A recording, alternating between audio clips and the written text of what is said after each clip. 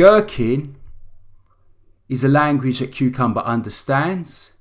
It is a business readable domain specific language that lets you describe software behaviour without detailing how the behaviour is implemented.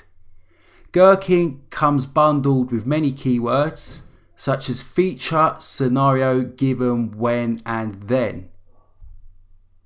We then create our feature files using the Gherkin language. If we look at the following scenario, we have a feature file called cash withdrawal.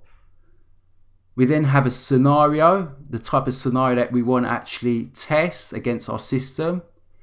The description for that scenario is attempt to withdraw cash with the incorrect PIN. We then use our Gherkin keywords such as given, but, then and.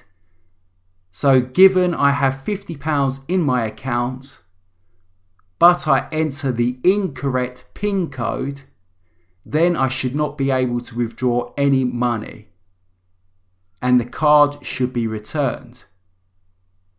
So as you can see, the actual syntax highlighted is very, very simple.